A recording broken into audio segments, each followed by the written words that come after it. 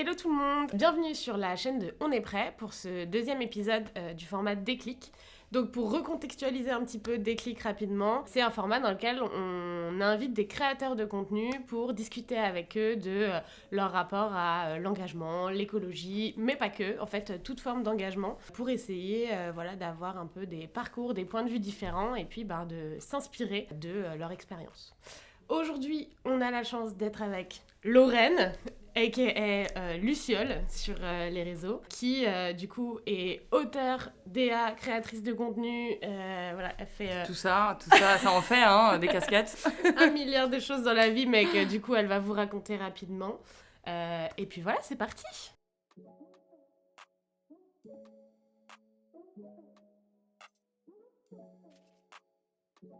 Du coup, ma toute première question, elle est assez simple. Qu'est-ce que tu fais dans la vie? Pas forcément juste d'un point de vue pro, genre pro et perso.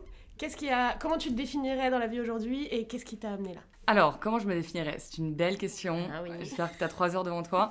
Non, alors moi, je suis auteure dans la vie de tous les jours, donc pour le côté métier.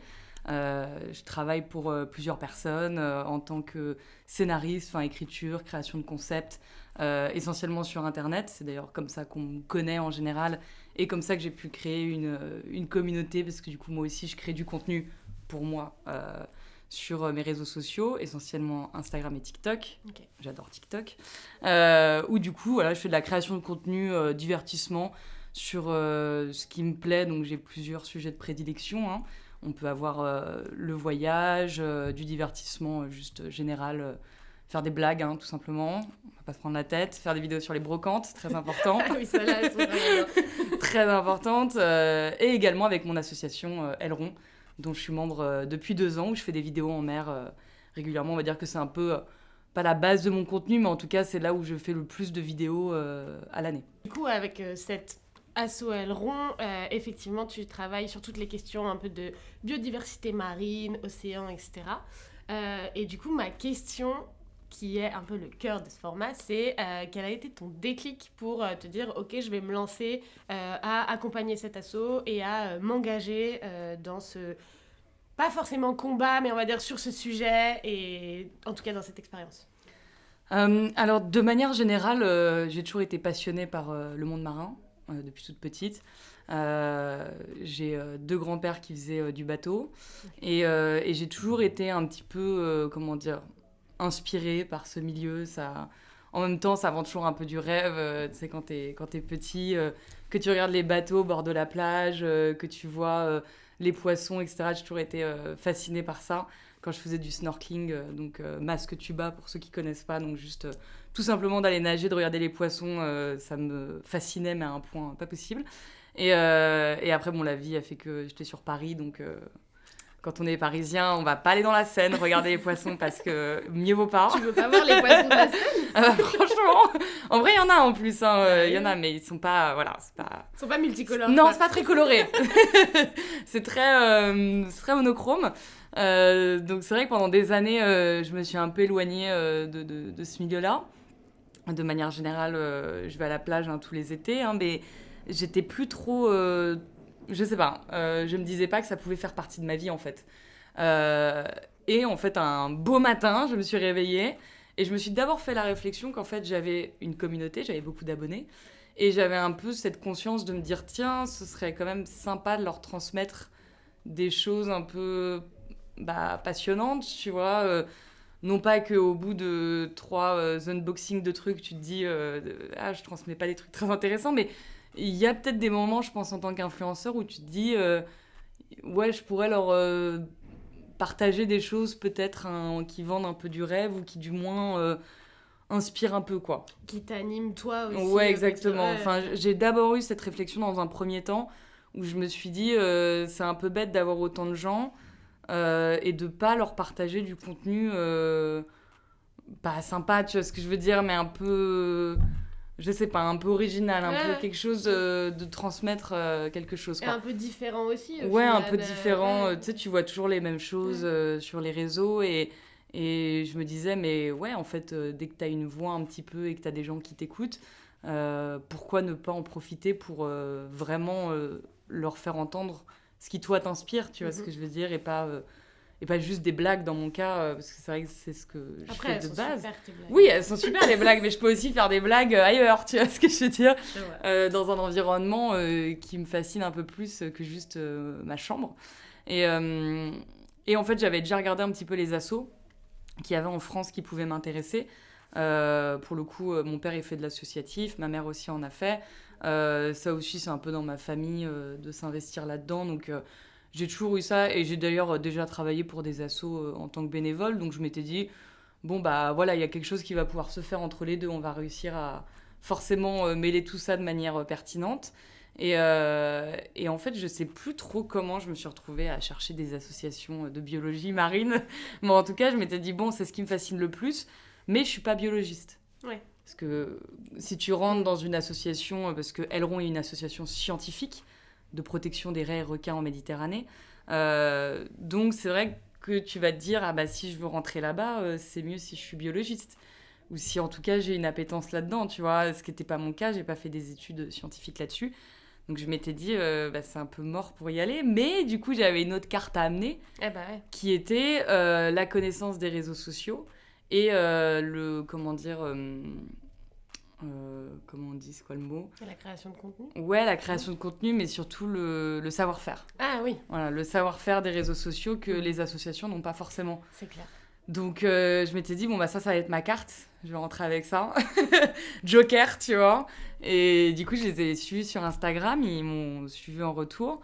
Et j'ai reçu un petit message en mode, bon bah bienvenue, merci pour le follow, etc. Et en fait, je me suis direct... engagée dans l'association, donc par le site internet, etc. Okay. Donc j'ai été adhérente de l'asso. Comme bénévole qui n'aurait pas de communauté, quoi. Exactement, genre comme n'importe qui. Donc je me suis mis en tant que bénévole, ils m'ont dit tiens, bah attends, déjà bienvenue, parce que du coup tu viens de rejoindre l'association en tant que bénévole, et du coup, bah je sais pas, ça t'intéresse, explique-nous un petit peu ta vision, etc. Et je fais, bah ouais, moi je suis passionnée par le monde marin, j'ai envie d'apporter un petit peu mon aide, j'ai cette carte-là, du coup, de savoir-faire en réseaux sociaux, ça peut vous intéresser. On fait, ah bah oui, forcément, ça nous intéresse. Nous, notre objectif, c'est de faire connaître la cause. Hein, c'est l'objectif numéro 1, c'est de sensibiliser les gens, de faire connaître l'espèce, de sensibiliser les gens, tout simplement. Donc, ils étaient trop contents d'avoir ça. Ils m'ont complètement accueilli. Même si je n'avais aucune compétence scientifique, ils m'ont accueilli avec grand plaisir en disant, bah ouais, là, c'est une carte qui est intéressante pour nous parce que il y a des choses qu'on ne sait pas, il y a des codes qu'on ne maîtrise pas sur les réseaux sociaux. Donc ton déclic, tu dirais que c'est un mélange entre une passion pour le milieu marin et quand on a préparé, il y a une expression que tu as utilisée que j'aime bien, qui est heureux accident. Oui, c'est ça, oui, exactement. Et un heureux accident, donc entre ta passion et le fait que bah voilà, tu as joué cette carte de je sais créer du contenu, je suis créative, je peux vous aider. Exactement. En fait, c'est un peu ce qui est royal un petit peu quand tu es créateur de contenu, c'est que selon la passion que tu as, tu peux la transmettre tellement facilement. En fait, et ça, on n'y pense pas forcément parce qu'au début, on a tous des espèces de cases dans lesquelles on rentre dans la création de contenu. Tu peux te réveiller un matin et dire genre ah bah tiens, je sais pas combien d'abonnés, ah bah je vais en profiter pour leur montrer ma passion. Et du coup, alors ça peut être n'importe quoi ta passion, tu vois. Moi, il s'avère que c'est le monde marin. Donc du coup, et ça, tu te réveilles un matin, tu fais ah au fait les gars, je vous en ai jamais parlé, mais ça j'adore, je kiffe, donc je vais vous montrer comment ça marche. Et eux, bah ils vont te suivre pour ta personnalité, ils te suivent pour qui t'es, donc ils sont forcément trop contents de pouvoir voir ça. Et en général, ils vont te suivre, tu vois, faut pas hésiter. Et moi, ils m'ont totalement suivi. Ils étaient pas spécialement surpris, mais en tout cas, ils ont fait ah d'accord, ah bah trop bien, vas-y, let's go, montre-nous, allez, on te regarde.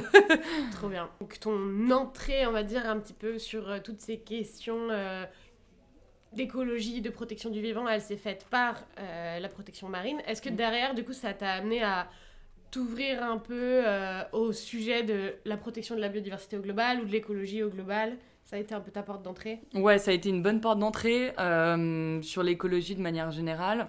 Moi, là-dessus, je suis vraiment pas parfaite. Donc ça, de toute façon, c'est ce qu'on... Personne n'est parfait. Voilà, c'est ce qu'on répète souvent. Et du coup, j'avais pas forcément déjà conscience de plein de choses.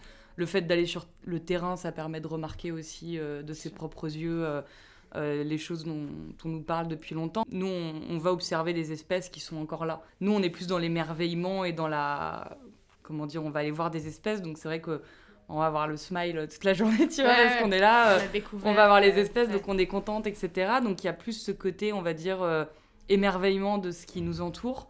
Donc ça m'a ouvert, on va dire, la porte du ah bah c'est vachement beau quand même ce qu'on a et il faut le protéger.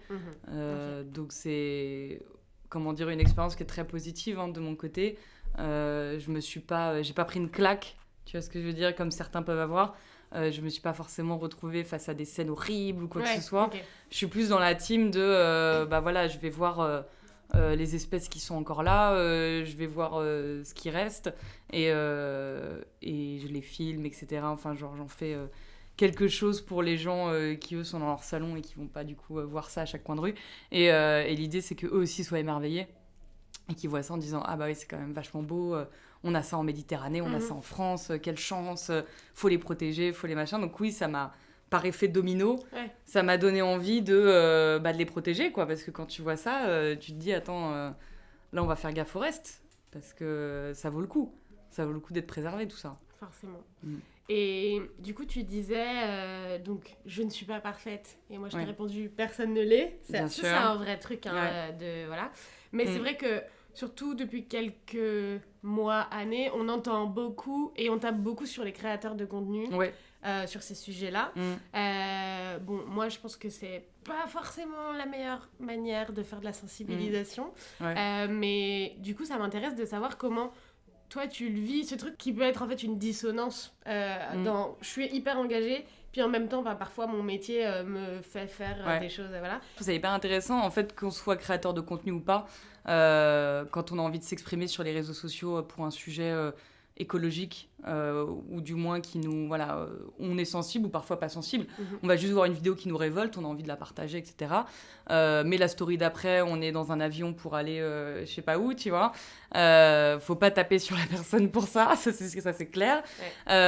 L'idée, on relaie ce qu'on a envie de relayer, déjà de base. S'ils ont envie de relayer une pétition et après on les voit avec un Starbucks, déjà c'est leur problème. Si toi t'as envie de signer la pétition, c'est ton problème aussi. Donc faut savoir aussi où tu te places. C'est-à-dire que si toi, tu as envie de partager ça, mais que tu te sens pas parfait, il faut pas culpabiliser de le faire ou se dire je vais pas partager ça, je suis pas pertinente, je vais pas dire aux gens de faire ça, je vais pas leur dire de faire ça, nanana. Mais tu peux, en fait, totalement le faire. Tu peux leur suggérer gentiment. L'idée, c'est de surtout pas tomber... parce que si on dézoome un petit peu, le concept, c'est quand même de dire aux gens ce qu'ils doivent faire. Ce qui est très énervant. Personne n'a envie d'entendre ça, tu vois ce que je veux dire. T'as passé une journée un peu compliquée. T'es dans le métro, il est 18h, tout Instagram, on t'explique que ton dentifrice, faut pas le reboucher. Bon, allez. Bisous, bye, en fait, on s'est mal compris. Là, c'était pas ça que je voilà, j'ai juste pas envie d'entendre ça, tu vois ce que je veux dire. Donc, il faut le donner, tu vois, d'une certaine manière, et il faut être prêt à l'écouter aussi. Le timing fait qu'il y a vraiment une crise écologique et que c'est la merde. Donc oui, on va devoir changer les bouchons de dentifrice dans quelques années. Donc il va falloir faire, tu vois, ce changement-là. Mais on n'a pas forcément envie de l'entendre. On n'a pas forcément envie d'avoir ça sur notre page d'accueil. Les gens n'ont pas forcément envie d'en parler. Les gens, enfin, il y a plein de personnalités différentes. Chacun va à son rythme. Et si tu partages quelque chose, sur 100 personnes qui vont le voir, il y en a peut-être 2 qui vont totalement capter en mode « Ah ouais, oui, non, pertinent, je comprends, machin ». Et les autres, ils vont râler, ils n'ont pas envie d'avoir ça. Et on peut le comprendre aussi. En fait, bien sûr. Chacun... En fait, tout le monde a raison. Si tu prends vraiment, c'est terrible, mais tout le monde a raison. Que ce soit la personne qui la personne qui dit que nanana, tout le monde a raison dans le débat, tu vois. Ouais, bien sûr. Mais... c'est une question de point de vue, c'est une question aussi de lifestyle. C'est vrai que moi, je peux comprendre que parfois ça puisse être un peu énervant de voir quelqu'un à qui on offre tout, donner un peu des leçons. Oui. Tu vois, je l'entends. Ah oui, bien sûr, c'est hyper énervant. Et en même temps, moi, je suis toujours hyper contente de voir des gens qui ont de l'influence à prendre des combats engagés. Enfin, je suis d'accord avec toi, tout le monde a raison. Mais l'idée, c'est le terme influenceur. Parfois, on tape un peu sur ce nom-là. Je le trouve pas si idiot que ça, déjà pour commencer. Et l'idée d'influencer... ça va plus être d'inspirer à la limite. C'est-à-dire que si on veut être pertinent en tant que créateur de contenu, on peut inspirer les gens en leur montrant des manières de vivre, des manières de faire. Il y a ça beaucoup avec les friperies maintenant, la fast fashion qui est un peu, voilà. C'est un peu le schéma parfait, j'ai envie de dire, tu vois, parce que c'est comme ça qu'il faut faire. C'est-à-dire qu'eux, ils vont le faire sans forcément s'en rendre compte. y a cette manière de faire là qui, je pense, est pas forcément la bonne manière à faire parce qu'il n'y a pas de bonne manière, mais qui en tout cas, qui est pas mal, tu vois. Et je pense que c'est ce dont on doit s'inspirer, quoi. Ouais, en fait, c'est ce que tu me disais encore une fois sur cette expression de l'heureux accident. Oui, c'est exactement. De trouver quelque chose qui t'intéresse et que tu ferais avec ou sans communauté. Exactement. Et puis, en fait, finalement, il se trouve que ça tombe bien, j'ai une communauté. Donc, je peux et leur que tu le montrer. fais sans t'en rendre compte, tu vois, presque. Ouais. C'est... Ouais, c'est un peu désintéressé comme geste, déjà dans un premier temps. Ouais. Et que juste par passion... Là, en l'occurrence, personnellement, ce que je fais avec Aileron, c'est par passion. Le fait est que c'est un heureux accident parce que ça sensibilise les gens, etc. Ils vont être inspirés, en fait, par tout un environnement, tout un milieu. Pas forcément une activité particulière, tu vois. Ils vont pas forcément être inspirés pour rejoindre l'assaut ou pour protéger l'environnement. Mais ils vont être inspirés par l'univers. Ils vont se dire « Ah ouais, la biologie marine, ça m'intéresse. » Et là encore, heureux accident, ils se rendent peut-être pas compte en faisant cette démarche-là. Ouais. Mais c'est bon pour la planète, tu vois ce que je veux dire. Donc c'est sans s'en rendre compte, ils vont faire quelque chose qui est qui est écolo. Oui, en fait c'est ça, c'est que des heureux accidents qui s'enchaînent. Ouais, carrément. En fait, c'est passé par plutôt des leviers comme la passion, la découverte, l'émerveillement, pour pouvoir rentrer dans ce...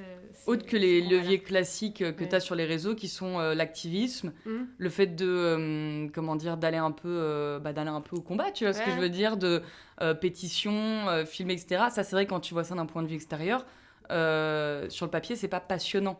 Il leur faut un truc qui soit un peu plus, en tout cas dans l'émerveillement, un peu dans le positif, parce que les jeunes générations, encore en dessous, tu vois, ils grandissent quand même dans un contexte qui est vachement négatif. C'est clair. Et qui est hyper déprimant, l'éco-anxiété, tout ça. Donc, il y a un moment, il faut leur donner un peu de paillettes, tu vois ce que je veux dire, un minimum syndical, parce que si tu leur donnes que des trucs qui sont, un tout petit truc un peu sympa, tu vois, c'est tout. Et c'est pas pour rien qu'il y en a qui vont regarder un petit peu un retour à la nature, un retour avec les animaux. Parce que les animaux, c'est toujours un peu... C'est mignon, c'est un côté un peu... pas paillettes en mode superficiel, mais paillettes en mode ça fait plaisir, tu vois. Ça, c'est agréable à voir, tu vois. Ça nous remonte un peu le moral, tu vois ce que je veux dire. Donc, il y a ce truc-là, je pense qu'ils sont un peu à la recherche de ça chez les plus jeunes, j'ai l'impression, de l'écologie, mais un peu positive, un peu... pas d'éco-anxiété, quoi. Pas de... Okay. Mais en fait, c'est aussi tout le cœur de Déclic, c'est que je me rends compte que vraiment chacun a eu sa porte d'entrée et surtout chacun a ses leviers qui correspondent à ses émotions. Ouais. En fait, il y a des gens qui ont besoin d'être animés par de la colère et c'est ultra entendable, c'est ultra légitime. T'en as, tu parlais d'éco-anxiété, qui sont effectivement animés par un peu de la peur. T'en as qui sont au contraire animés par de la joie et de l'émerveillement. Oui, c'est ça. En fait, vraiment, il y a des combats pour tout le monde, des façons de faire pour tout le monde et des déclencheurs pour tout le monde, quoi. Et ça, c'est hyper intéressant. Et du coup, ça me fait rebondir. On va reparler un petit peu de ce que tu fais avec Aileron. Parce qu'en vrai, déjà, j'aimerais bien que tu nous présentes un peu l'asso, concrètement, ce qu'ils font et leurs spécificités. Et puis après, on parlera plus de ce que toi, tu fais avec eux. Ouais. Alors, l'association Aileron, du coup, c'est une association scientifique de protection des raies et requins en Méditerranée. Donc, sur la France. Okay. Parce qu'il y a des requins en France. et surtout les raies. Donc, nous, on part tous les étés pour faire des expéditions à la recherche des diables de mer. Okay. Donc, les diables de mer, c'est une espèce qu'en l'occurrence, on a en Méditerranée et qui est en voie d'extinction. Et nous, notre but, c'est juste de les observer pour mieux les protéger. Donc, les observer à travers... déjà de la prise d'images, pour pouvoir les filmer, etc., d'avoir des images, c'est hyper important. On fait aussi de la pose de balises GPS. Sur donc c'est des espèces de petites balises comme ça qu'on pose sur les diables de mer dès qu'il y en a une qu'on arrive à avoir, parce que c'est vrai qu'elle c'est compliqué, ça gigote, mais voilà, de poser une balise, ça permet de tracer, tu vois, c'est-à-dire d'avoir un petit peu leurs habitudes, de mieux comprendre comment elles fonctionnent, de mieux comprendre comment elles vivent. Et on a aussi la prise génétique, enfin la prise d'ADN, etc. Qui permet aussi de mieux les étudier, tout simplement. La photo est importante aussi, souvent parce que les gens ils se disent ouais, la photo, ça sert juste à avoir une photo, mais ça sert aussi à voir si c'est un mâle, si c'est une femelle, s'il a des, je sais pas, des cicatrices, des trucs. Enfin, il y a aussi une information qui est donnée, voilà, ça raconte des choses. Donc à travers tout ça, ça va nous permettre de, en tout cas sur Diable de mer, de mieux en fait les comprendre pour mieux les protéger. Tu vois. Après, dès que tu as plus de données, c'est plus simple forcément de mettre ce qu'il faut en place pour les protéger, parce que il faut les protéger vu que voilà, c'est compliqué. Tu me racontais un truc intéressant pendant la préparation que j'aimerais bien, dont j'aimerais bien que tu parles là, c'est le rapport entre les dents de la mer et les requins aujourd'hui. En fait, il y a vraiment... c'est vrai que quand on pense requin, déjà ça fait flipper tout le monde, pour commencer. Et on a eu Les Dents de la Mer, qui est un film que tout le monde connaît, mais nous, à la limite, notre génération, on le connaît parce que c'est un film culte. C'est ça, exact. Mais nos parents, ça les a traumatisés. Si tu demandes à tes parents, Les Dents de la Mer, nanana, est-ce que tu allais te baigner dans la mer après ce film ? Il y en a énormément qui ne sont plus jamais allés se baigner dans la mer après ce film. Ma mère en fait partie. Il y a énormément de parents. C'est un vrai effet socio-culturel, je sais pas comment on dit, que ce film a eu sur des gens. Ça a traumatisé toute une génération. Des requins, ils sont vraiment terrifiés par ça. Il y en a plein qui n'ont plus osé aller se baigner après ça. Et qui par conséquent ont développé une vraie phobie du requin. Ouais, c'est ça, ça a eu un impact. Voilà, donc quand on leur dit « Ah on chasse le requin, on en a tué 3 » ils sont en mode « Tant mieux. Wouh, il nous faisait trop flipper cela !» Donc en fait, il y a cette... nous aussi, c'est pour ça qu'on essaye Elleron fait des interventions dans des collèges, etc. pour parler un petit peu des requins aux plus jeunes. Et les détendre sur le sujet. Et c'est aussi notre mission, hein, c'est de sensibiliser les gens à ça, de leur faire comprendre et de répondre un petit peu une parole différente que juste le requin, il arrive avec le touloum, touloum, et il va juste le bouffer. Voilà, on n'est pas dans un film. Ça ne marche pas comme ça. C'est pas dès que tu vas te baigner, il n'y a pas un aileron qui va arriver à côté de toi. C'est un peu plus compliqué que ça. Mais oui, il y a eu un vrai effet là-dessus qui a donné une conscience collective que tuer les requins, on s'en tape, tant mieux, ils vont comme ça, ils nous boufferont moins, etc. Alors que vraiment, dans les Dents de la Mer, c'est un grand requin blanc. Il parle pas des autres. Les gens n'ont pas conscience qu'il y en a plein d'autres, tu vois. Il y a des requins qui font absolument cette taille-là et qui vont, même s'ils voulaient te croquer, ça marche pas. Enfin, même si tu leur expliques que non, les requins ne sont pas nés pour croquer les humains, c'est pas leur problème. Ça ne les intéresse pas. Ça ne les intéresse pas. Ils font non, mais attends, moi je vais pas me baigner, nanana. Imagine, il y a des requins, tout ça. Non, mais c'est un vrai truc. Hein. C'est une peur, en fait, c'est une peur, tu vois, con. Ils ont l'habitude de vivre avec. Et ils vont t'expliquer, voilà, nous on fait gaffe, exactement. Donc, pas à cette heure-là, on s'adapte aussi à eux. Pas de telle manière, on fait attention à ça, on fait attention, on les observe, enfin voilà, tu vois. C'est le fait d'apprendre à vivre avec eux et de pas juste les éliminer pour être tranquille. Ouais, c'est ça. C'est changer le récit et l'imaginaire autour des requins, quoi. Oui, exactement. Tu vas pas buter toutes les araignées parce que tu as envie d'aller te promener sans te prendre une araignée dans la tronche dans la forêt. Enfin, ça n'a pas de sens. Je me racontais que toi, tu es vraiment... Parce qu'il y a beaucoup de gens qui se disent, genre, est-ce que c'est une OP et tout. Toi, tu es vraiment bénévole, quoi. Ouais, complètement. En mode, tu te fais donc par passion, comme on disait au début. Ouais. Et donc, ton rôle, c'est d'assurer... la visibilité, la création de contenu. Ouais, c'est de créer du contenu, donc c'est de communiquer sur ce qu'on fait. Ouais. Donc mon rôle durant les expéditions, ça va être de communiquer au grand public, parce que j'ai pas forcément une communauté de biologistes ou de plongeurs, donc des gens déjà sensibles à ce milieu-là. C'est de communiquer au grand public ce que nous on fait dans les expéditions, et de communiquer sur les diables de mer de manière générale. Okay. Donc voilà, leur montrer les vidéos, les photos, leur dire ça c'est un diable de mer. Le simple fait qu'ils retiennent le nom de l'espèce, c'est déjà bien, tu vois ce que je veux dire, c'est déjà énorme. Rien que ça, on est content. Le simple fait qu'ils s'intéressent, qu'ils posent des questions, qu'ils aillent suivre le compte, ça aussi c'est déjà énorme. Donc en fait, l'idée c'est de sensibiliser à travers mes réseaux sociaux, d'aider aussi les réseaux sociaux d'Elleron. Ouais. Donc quand on est en expédition, je vais aussi poster du contenu sur le compte d'Elleron. Mais l'idée c'est d'avoir un journal de bord qui retrace chaque journée ce qu'on a pu observer aussi tous les jours. Parce que parfois on a des surprises aussi. L'année dernière, on avait une petite tortue. On l'a un peu suivi, un peu filmé, etc. C'est sympa aussi d'avoir de la vie, tout simplement. Nous, on est toujours contents quand on voit qu'il y a de la vie, qu'il y a de l'activité, qu'il même quand on a les dauphins, parce que c'est vrai qu'en général, on a souvent les dauphins. Ok. Ça, on est toujours content de les avoir, parce que Oui. pareil, ça fait un peu d'activité, Ça marche bien, les ça fait des vidéos sympas aussi, mais ça fait de la vie, et nous, c'est tout ce qu'on a envie de voir, en fait, dans la mer, parce que c'est ce qui nous passionne, et du coup, c'est tout ce qu'on demande, en fait. Même si c'est une méduse, on est trop content et on va aller filmer la méduse. Ce qui était arrivé quand on était parti en septembre, on a eu une méduse à faux plat, qui sont trop jolies, et vraiment, le méduse à faux plat, on lui a fait un shooting photo, on lui a fait 36 vidéos en 4K, vraiment, comme ça, mais comme des dingues, mais parce que nous, on est trop contents de voir ça, ça nous émerveille à chaque fois, et on est trop heureux, donc même le soir, on va mettre les lampes comme ça pour voir un peu les espèces qui remontent des abysses. Donc on va avoir même des petites crevettes, des petits planctons. On est t'as vu, il y a des petits planctons et tout. et ouais, du coup, l'idée, c'est de filmer tout ça, tout simplement, de créer du contenu, de gérer aussi la communication d'Aileron, donc de les aider sur les réflexes à avoir, les manières de faire, les outils pour communiquer, les clés pour parler correctement aux jeunes. Non, mais il y a un vrai truc. Et notamment dans tous ces sujets de mobilisation de la jeunesse, etc. C'est vrai que c'est important de travailler la visibilité et des assos de terrain, des gens qui font vraiment les choses. Oui. Donc, le terrain est toujours un peu plus facile pour créer du contenu. Bien parce sûr. Que du coup, il y a des choses à raconter, etc. Il y a visuellement, il se passe aussi plein de choses, etc. Donc c'est très parfait pour la création de contenu, on va dire, parce que c'est le côté c'est unique, tu vois ce que je veux dire, quand tu vas sur le terrain, c'est pas des choses que les gens ont l'habitude de voir, donc il y a un vrai intérêt naturel. Là où, quand j'ai commencé à faire mes vidéos pour Aileron, je pensais pas qu'il y aurait autant d'intérêt. Ouais. Très honnêtement.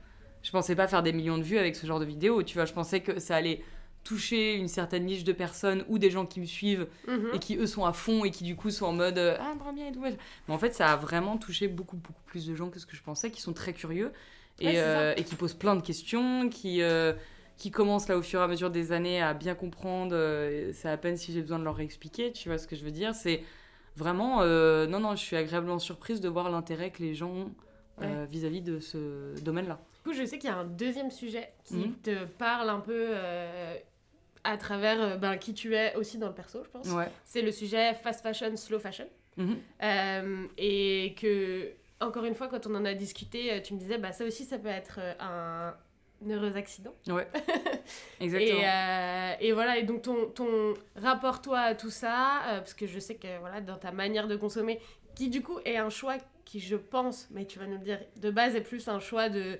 moi, ma personnalité, c'est d'aller chiner des trucs, de trouver des vêtements originaux, etc. Ton rapport à tout ça, fast fashion, slow fashion, et à tout le débat sur ce sujet.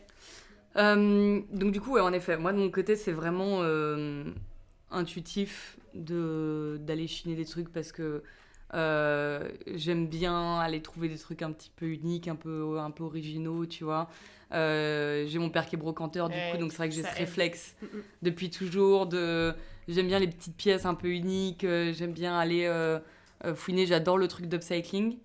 Tu vois, j'en parle comme si c'était un truc random, c'est genre le truc là que les gens font. Non mais vraiment, c'est comme ça que moi je le vois, c'est genre le truc que les gens font là, c'est cool ça. Oui, mais c'est pas pour des raisons forcément écolo et intellectuelles, c'est parce que je trouve ça cool en mode genre je trouve ça stylé les pièces qu'ils font. Sur le débat fast fashion, etc., je comprends aussi complètement ceux qui veulent acheter un t-shirt à 1 euro parce que eux en fait c'est juste la logique de il faut que ce soit pas cher, tu vois ce que je veux dire, si je veux pouvoir acheter les vêtements. Mais souvent dans les circuits de gens qui ont vraiment envie de faire des économies, j'ai l'impression qu'ils passent pas tant que ça par la fast fashion. Enfin, en tout cas, moi, quand j'étais plus jeune, on n'avait pas du tout les moyens pour ne serait-ce que la fast fashion, ne serait-ce que pour H&M. Et du coup, on passait par des circuits tout autres, vraiment. Soit des gens qu'on connaît qui nous donnaient des vêtements qu'ils mettaient plus, soit des associations. Mon père a une association comme ça où on récupère des vêtements et c'est totalement gratuit. Trop bien. Donc c'est des gens qui viennent, donc c'est un grand hangar et t'as plein de vêtements et les gens viennent les prendre gratuitement et en général les échanger. Donc voilà, ce genre de circuit là aussi. Il y a aussi, maintenant il y a Vinted qui existe ou ce genre de truc où c'est pas cher aussi. Donc voilà, le débat, j'ai l'impression qu'il est plus trop valable avec ce genre de boutique. Par contre, il est valable pour les Shein là. Et les, tu sais, les boutiques comme ça, il y a quoi d'autre? Il y a Boo, les trucs comme ça, Boo, ouais, je crois que c'est des trucs comme voilà, ça. là, à la limite, là, le débat, il est rouvert. Parce Ouais. que en effet, là-dessus, Chine et tout, t'as des t-shirts, enfin des fringues à genre 5 euros, 10 euros, t'as des robes de soirée trop pas chères. Donc là, forcément, il y a plein de gens qui, pour le coup, vont se dire, ah bah, c'est neuf. Parce que ce que je te disais tout à l'heure, le circuit dont on parlait, qui est vraiment pas cher, c'est pas neuf. Donc là, ils vont se dire, là, ça va être un truc neuf qui va être à la mode. Parce que sur Chine, c'est des trucs à la mode. Tu vois, c'est des trucs... c'est pas des trucs de friperie, genre années 80. Non, là, c'est des trucs à la mode, donc forcément plus attrayants. Il y a toutes les tailles, parce qu'il y a aussi ce problème de taille chez certaines personnes. Donc en fait, ça commence à faire beaucoup d'arguments où tu peux pas taper sur les gens qui vont le faire. Parce qu'en fait, ils vont te sortir tous ces arguments, et t'es là, tu fais... Bah oui. Moi, c'est sûr que personnellement, je n'ai pas ce problème. Tu vois, donc tu peux pas te permettre de leur taper dessus. Ils ont envie d'être à la mode comme tout le monde pour pas cher. Du coup, maintenant qu'on a parlé un peu de tous ces engagements, autour d'Aileron, fast fashion, etc., est-ce que tu peux un peu nous dire comment au quotidien tu essayes de faire rentrer ces engagements-là dans ta création de contenu? Est-ce que c'est quelque chose, du coup, qui est ancré en toi, et donc c'est toujours un peu là, et donc t'en parles un peu toujours? Ou est-ce que tu essayes au contraire d'élimiter, je sais pas, par exemple... en illustration, c'est que tel sujet, et sur YouTube, c'est que tel sujet. J'essaie de me limiter dans ce que je transmets d'un point de vue écologique, ce qui paraît très bizarre dit comme ça, mais en fait, j'ai pas envie d'en faire trop. Ouais. J'ai envie de le faire de manière très décomplexée. J'ai pas envie de rentrer dans un cliché de ça. Ouais. J'ai pas non plus envie de devenir un outil de greenwashing pour les marques, ce qui est déjà arrivé. C'est-à-dire que vraiment, je reçois des marques absolument lunaires qui m'envoient un message, je sais très bien pourquoi elles viennent. Et elles sont genre, en plus, avec tes engagements avec l'association... On adore la mer. Ouais, on a prévu Total semé au vert. On aimerait bien que tu sois sur cette OP. Ça va pas, les gars. Enfin, on m'a déjà contacté pour des trucs où je répondais, très honnêtement, je faisais, mais les gars, vous vous rendez compte que ça n'a aucun sens si je fais ça? Enfin, vous vous rendez compte que c'est hyper... Enfin, c'est lunaire si je fais un truc pareil, mais ça, tu fais bien de le faire. Il faut dire aux agences, genre... Ah ouais, j'ai déjà eu des OP... sens dans les castings, quoi. Mais des OP lunaires. On m'a dit, genre, ouais, bah voilà, t'es très voyage, etc. Bah c'est vrai que je bougeais un peu, etc. Ça, y a pas de souci, tu vois. Ils sont là, genre, ouais, bah alors voilà, on t'envoie en avion 2 jours à Singapour et tout. Tu fais, waouh. Mais de quoi vous parlez? Waouh. Les gars, je ne peux pas faire ça. Je ne peux pas prétendre dire aux gens, genre, et ben voilà, là on vit sur le bateau et on cuit nos pâtes à l'eau de mer parce qu'on n'a pas le choix. Et la story d'après, c'est moi à Dubaï, vous avez craqué ou quoi? Donc il y a aussi ce truc-là où genre... T'as quand même, t'essaies de garder un cadre. une cohérence. Ouais. Une cohérence. Déjà, j'en ai pas envie d'aller à Dubaï, tu vois, pour dire l'exemple. Voilà. Mais de garder de manière générale une cohérence, parce que sinon, en fait, tu deviens une espèce d'outil pour les gens, une espèce d'outil pour les marques, etc. Donc, j'essaye quand même de garder une grosse distance là-dessus, de pas tomber dans un influenceur écolo, tu vois ce que je veux dire, carrément. de rester un influenceur, on va dire, normal. Bah, en fait, de rester ce que toi, tu as toujours fait dans ta carrière, quoi. Et de décomplexifier la chose pour que tout le monde puisse se dire ah bah moi aussi je peux le faire, déjà dans un premier temps, de pas me prendre la tête là-dessus. Moi, dans mon quotidien, j'essaie de faire ce que je peux faire et ce que j'ai envie de faire aussi. Tout simplement, je suis mes envies et au final, ça se fait un peu naturellement, tu vois. Oui, puis t'as pas besoin de te justifier pour tout, quoi. Non, voilà, et je me justifie pas de manière générale. Déjà, ça, c'est ma règle sur mes réseaux sociaux, je ne me justifie jamais. Ouais. Je ne me suis jamais justifiée et je ne le ferai jamais. Donc, peu importe ce qu'on me dit, même si parfois il y a des commentaires lunaires ou une question qui appelle à une justification en disant « Mais attends, pourquoi ?» Nanana. Jamais je ne me justifie. Parce qu'il n'y a pas à justifier de quoi que ce soit. Si je filme les expéditions à l'iPhone, c'est mon problème. C'est mon problème. Elles seront filmées à l'iPhone, les cocos. C'est comme ça que ça va marcher. En fait, il n'y a pas de... On fait tous comme on peut. On fait tous ce qu'on peut. Oui, puis t'as un iPhone, tu vas pas acheter un nouveau téléphone. Ça n'a aucun sens. Voilà. Et on fait... De toute façon... Ah, mais donc tu prends des réflexions comme ça? Ouais. Ah ouais. De temps en temps. Okay. Très rare. Parce que les gens, ils s'en foutent. Enfin, ils ont bien compris que vu que je me justifiais pas, ils ont bien compris que ça servait à rien. Tu vois ce que je veux dire? Ils sont pas cons. Je pense qu'ils voient une vidéo de moi, ils se disent bon, elle, je pense que ça sert à rien, elle va pas réagir si je tente un truc, et c'est le cas parce que je réagis pas. Mais il faut pas, tomber dans ce truc de je vais être irréprochable de A à Z, comme ça on pourra rien me dire. Ouais. Mieux vaut se dire ah bon, on va me dire des trucs, bon, on s'en fout, parce que les autres, bah, ils auront passé quand même un bon moment à regarder le truc et ils auront été inspirés de quelque chose. Donc voilà, dans la création de contenu, pas se prendre la tête. Donc parfois, il va y avoir un enchaînement de vidéos qui vont être très conscientes, très machin, etc., un peu par accident, hein, toujours. Et la vidéo d'après, rien à voir, et le sujet n'est même pas entamé. Et c'est limite, je suis avec le Starbucks et le machin, mais on s'en fout parce que l'idée n'est pas voilà, d'être parfait et de montrer un être humain impeccable, irréprochable de A à Z. C'est pas du tout ma volonté. Ça n'existe pas. Hein. Ça n'existe pas. Irréprochable. Et on pourra jamais l'être. Parce que la transition, elle va devoir se faire à un moment ou à un autre. Parce que, voilà, tu vois, la planète fait qu'on va pas avoir le choix de s'adapter. Ouais. Et on va tous s'adapter comme on peut. Donc, ceux qui n'ont pas envie maintenant de s'adapter à quoi que ce soit, ce que je peux comprendre aussi, il y a un moment, ils auront plus le choix. Parce qu'il y aura plus certaines choses, tu vois ce que je veux dire. Et les moments où ils auront plus le choix, ils vont s'adapter comme ils peuvent. Un peu avec les moyens du bord. Et c'est exactement comme ça qu'on sera tous amenés à changer certaines choses. Si un beau matin, on nous dit « Ah bah ça n'existe plus. Ça, on peut plus l'avoir. » Et bah, on n'aura pas le choix. Tu vois ce que je veux dire ? S'il y a plus d'eau, il y a plus d'eau. Hein. Voilà, exactement. Et on ferait « Ok, bon alors, on s'adapte de telle manière. On va faire tel truc et tout. Ah, j'avais entendu il y a longtemps, on peut faire ça. Il y a ce substitut qui existe. Il y a ce truc-là qui existe. » Donc, voilà, chaque chose en son temps. Pour l'instant, on se... Comment dire ? Il y a une urgence climatique, mais on va dire que de manière générale, on se presse pas trop, hein. Parce que c'est joliment dit. Oui, oui. Non, mais c'est vrai, on se presse pas parce qu'on reste des humains et puis bouleverser tout notre quotidien. Quand on habite à Paris, on peut pas du jour au lendemain avoir des panneaux solaires et un récupérateur d'eau qui fait qu'on... c'est pas possible, tu vois ce que je veux dire. Et du coup, voilà, chaque chose en son temps, on fait les choses progressivement.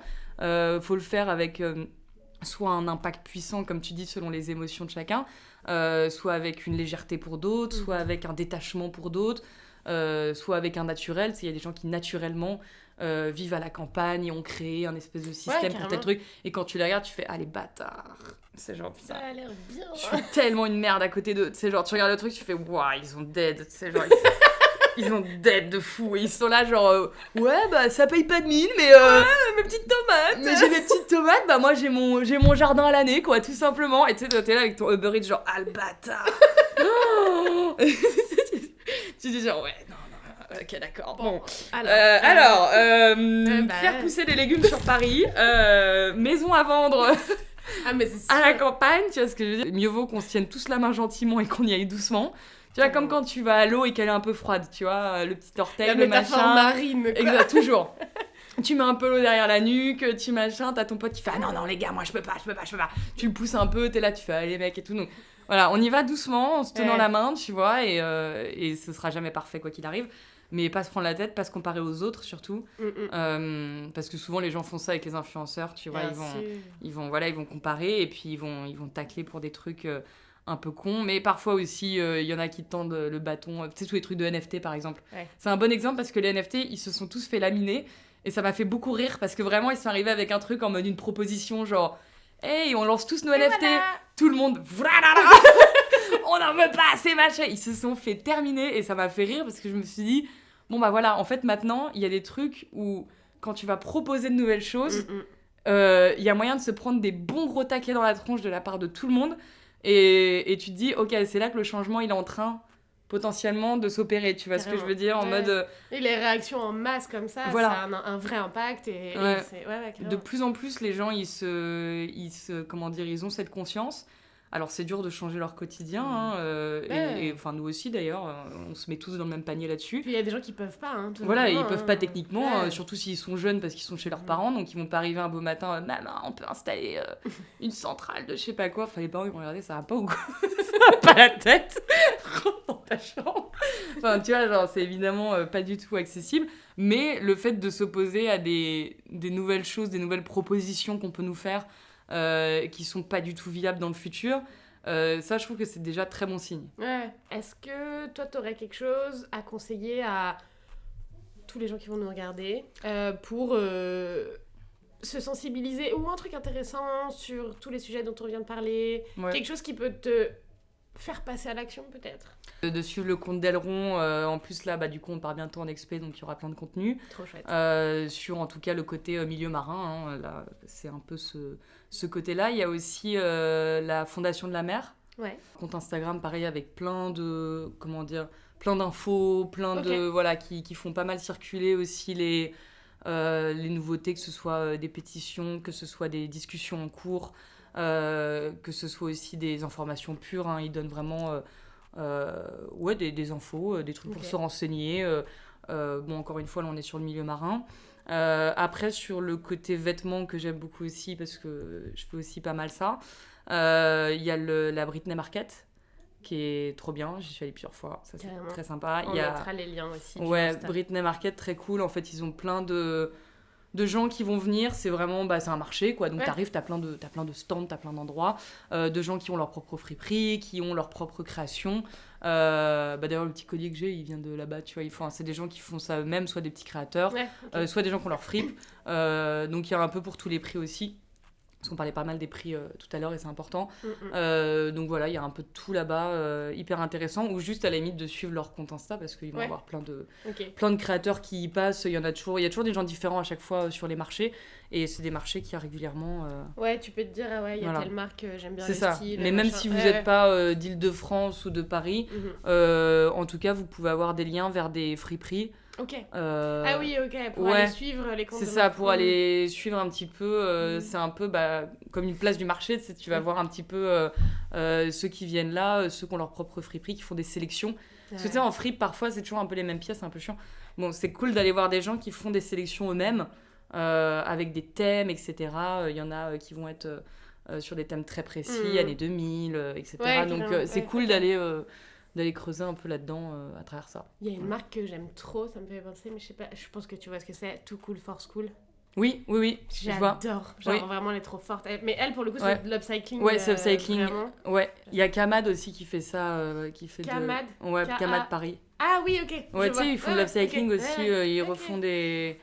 ils font upcycling, quoi. Ils font des pièces un peu uniques, souvent pour des gens et tout. Ok. Qui est assez intéressant. Et il y a Mouche chez vous aussi. Mouche chez vous. Mouche chez vous, ouais. Mouche chez vous. Mouche chez vous, okay. Ouais. Mouche chez vous. Enfin, je sais pas comment elle l'écrit, on mettra le lettre, mais elle aussi, c'est une fille qui fait de l'upcycling qui m'avait fait des pièces et qui est ultra forte aussi. Enfin, tu sais même pas comment ils transforment ça, honnêtement. Parfois, ils récupèrent un sac et ils en font un manteau et t'es genre... Excuse-moi, tu peux le refaire au ralenti parce qu'il y a 4-5 étapes, je les ai pas suivies. Donc ouais, c'est un vrai talent, ça, en vrai. Ok, merci beaucoup. Merci à toi. C'était trop cool de parler de tout ça avec toi. J'en profite du coup, parce qu'aujourd'hui, on a beaucoup parlé de concret, vu que toi, vraiment, tu vas en mer, etc.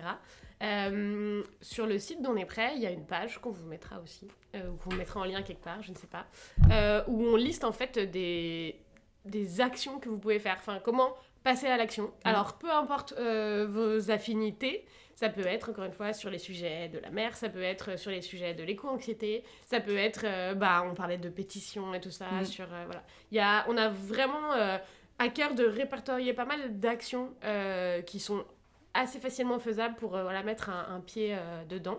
Donc je vous mettrai le lien dans la description. Et puis on a aussi un Discord sur lequel on parle de tous ces sujets-là.